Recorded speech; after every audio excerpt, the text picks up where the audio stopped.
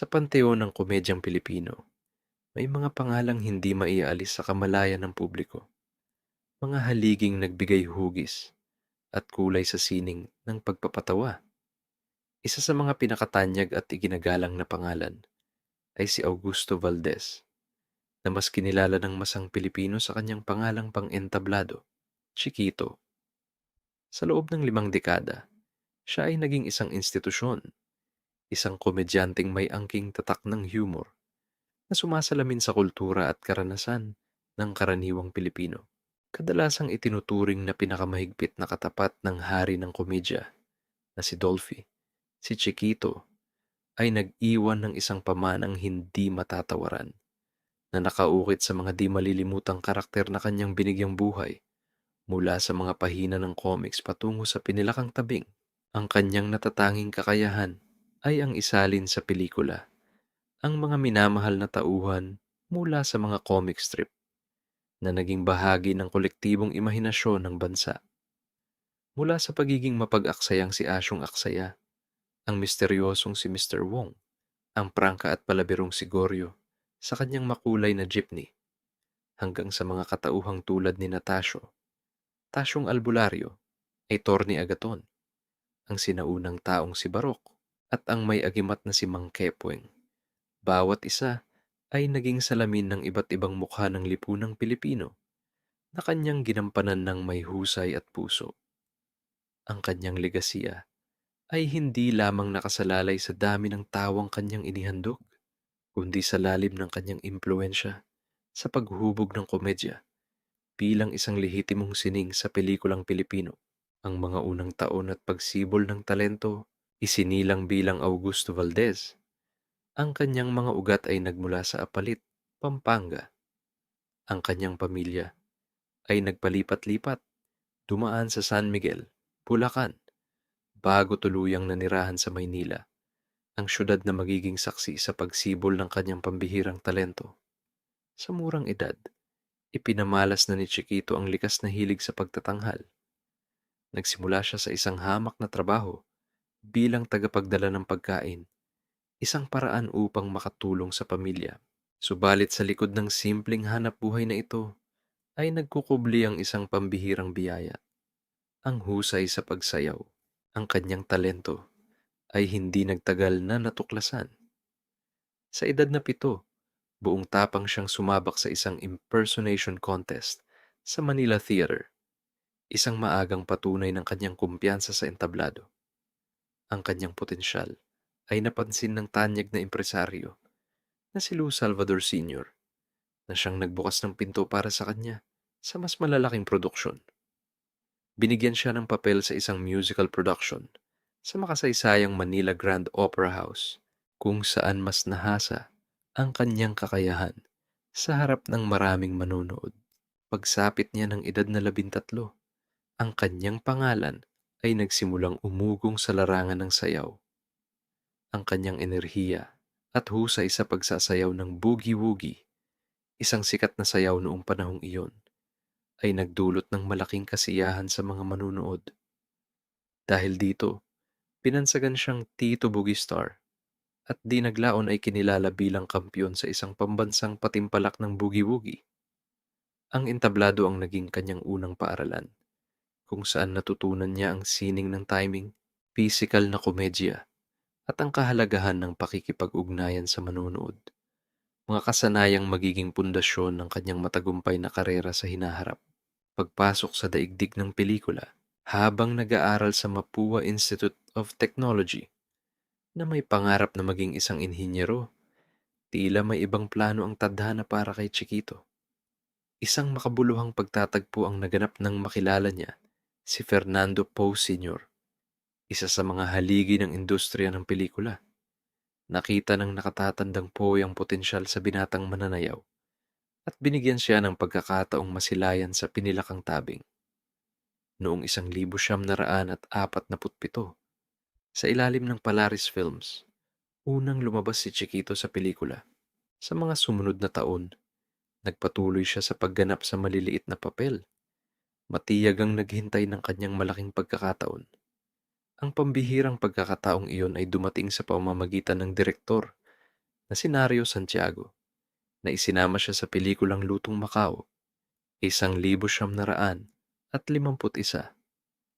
Dito niya ginampanan ang papel ng isang komedyanteng may puntong insik, isang karakterisasyon na magiging pundasyon ng kanyang screen name na Chiquito.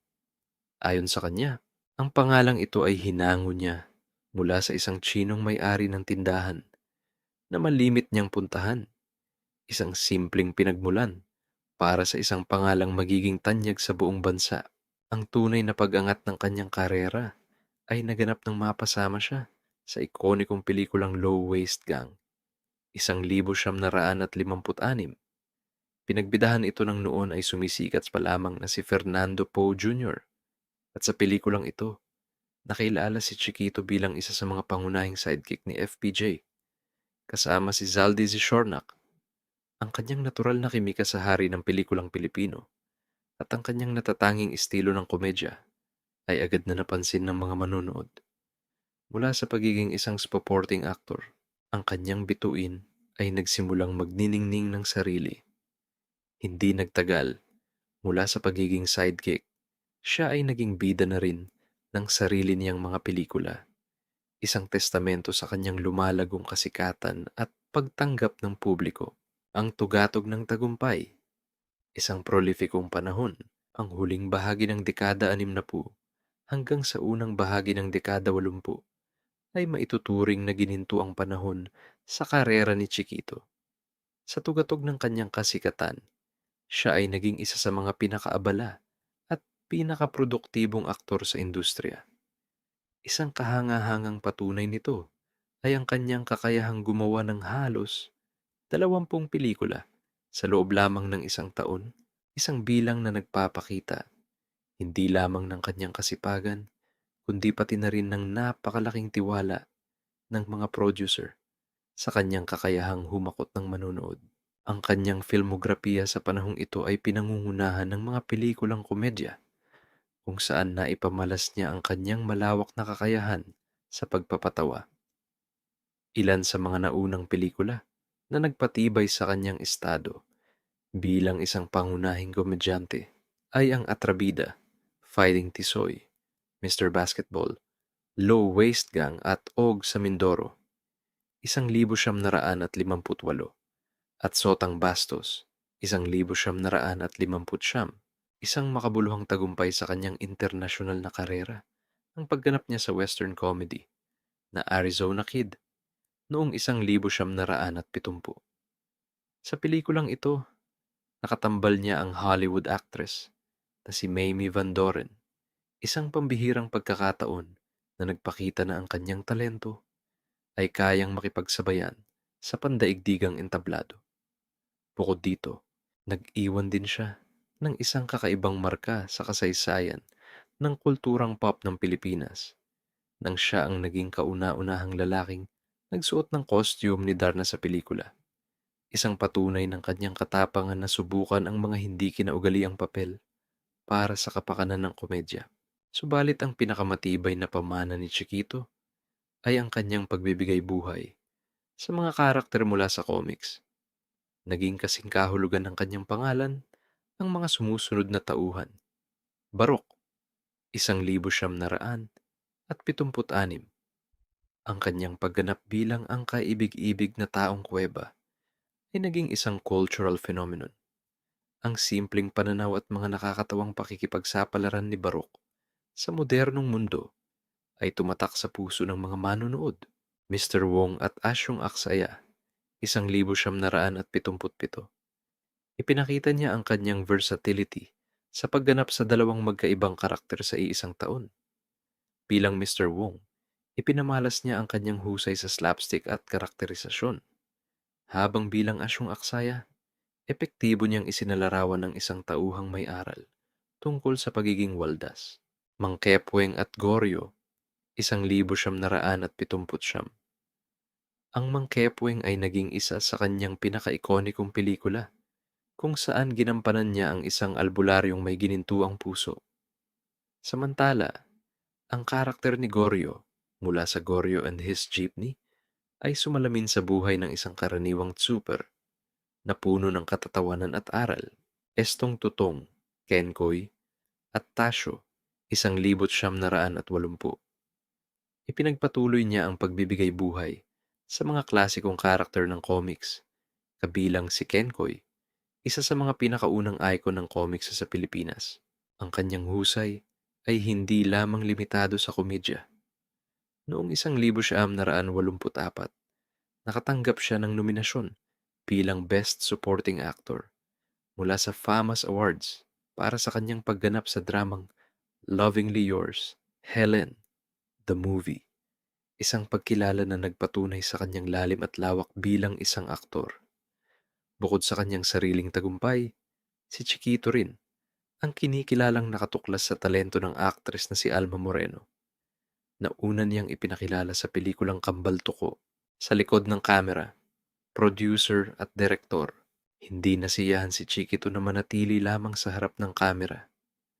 Sa pagnanais na magkaroon ng mas malaking kontrol sa kanyang sining at makapag-ambag sa industriya sa ibang paraan, itinatag niya ang kanyang sariling mga kumpanya ng produksyon ng pelikula. Ang mga ito ay nakilala sa iba't ibang pangalan sa paglipas ng panahon, kabilang ang Sotang Bastos Productions, AVP Productions, at Archer Productions. Sa pamamagitan ng mga ito, nagawa niyang gumawa ng mga pelikulang sumasalamin sa kanyang personal na pananaw at estilo ng komedya. Pinasok din niya ang mundo ng pagdidirehe. Ilang beses niyang pinamahalaan ang sarili niyang mga pelikula na nagbigay sa kanya ng pagkakataong isakatuparan ang kanyang buong malikhaing bisyon. Ang kanyang unang directorial project ay ang Dr. Akulas, isang spoof ng mga pelikulang vampira. Ayon sa kanya, lubos niyang nagustuhan ang setup kung saan siya ang nagsisilbing producer, manunulat, aktor, at direktor, bukod sa praktikal na bentahe ng pagtitipid sa gastos ng produksyon. Ang ganitong sistema ay nagbigay sa kanya ng ganap na kapangyarihan upang hubugin ang pelikula ayon sa kanyang nais, mula sa unang pahina ng script hanggang sa huling editing. Ang kanyang pagiging isang kumpletong filmmaker ay nagpapakita ng kanyang malalim na pag-unawa at pagmamahal sa sining ng paggawa ng pelikula, buhay pampamilya at mga prinsipyo. Sa kabila ng kanyang maningning na karera at abalang iskedyul, natiling sentro ng mundo ni Chiquito ang kanyang pamilya. Noong 1952, nakilala niya ang isang chorus girl na nagngangalang Vilma Eli Isidro na kanyang naging ka-dance team. Ang kanilang pagsasama ay humantong sa isang matatag na kasal na biniyaya ng 7 anak, 5 babae at 2 lalaki. Para kay Chiquito, ang kanyang pamilya ang kanyang pinakamalaking yaman at ipinagmamalaki.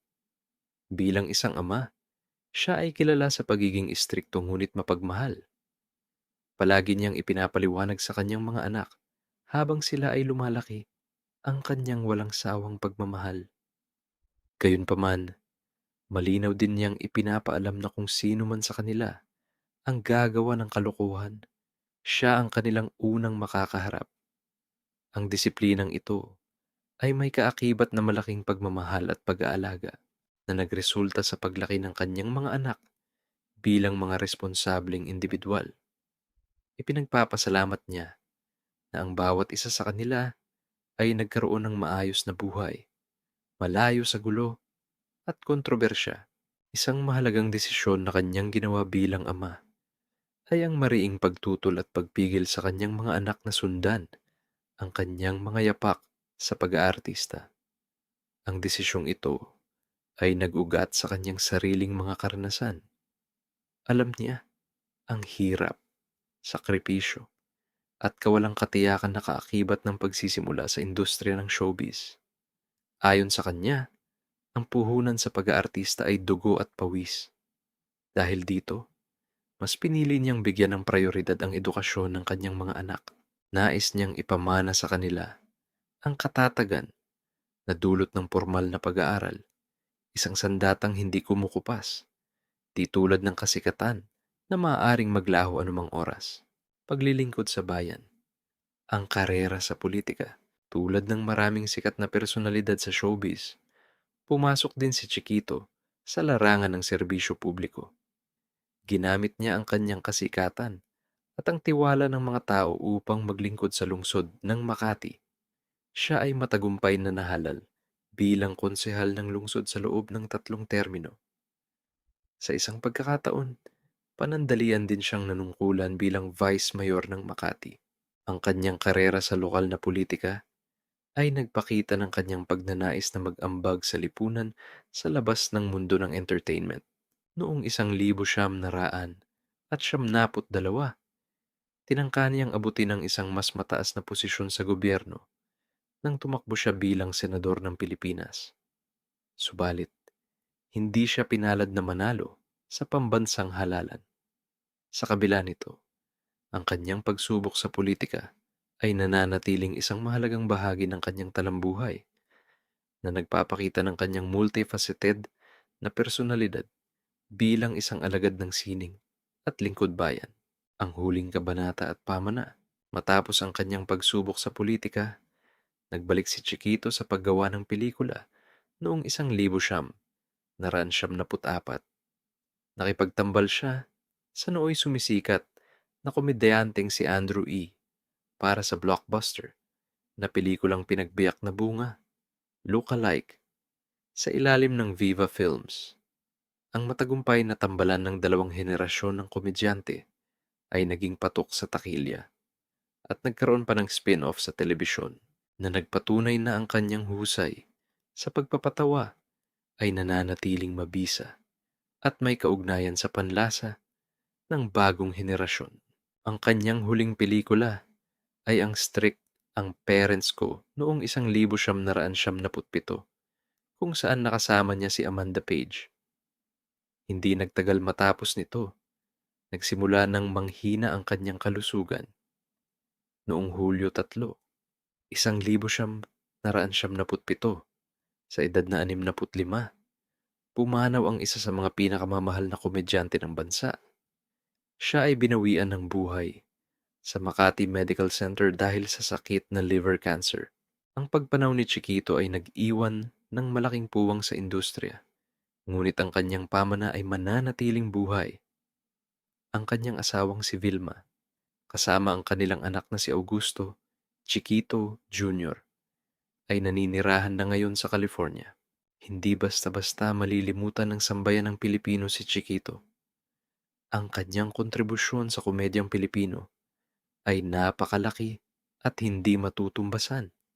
Siya ay kinilala bilang isang higante sa kanyang larangan, isang artistang nag-alay ng kanyang buhay upang maghatid ng saya at aliw sa milyon-milyong Pilipino. Ang mga karakter na kanyang ginampanan, mula kay Barok hanggang kay Mang Kepweng, ay naging bahagi na ng kulturang Pilipino at patuloy na nagbibigay ng ngiti sa mga bagong henerasyon na nakakapanood ng kanyang mga klasikong pelikula. Si Chiquito ay higit pa sa isang komedyante. Siya ay isang pambansang yaman, isang tunay na alamat ng pelikulang Pilipino.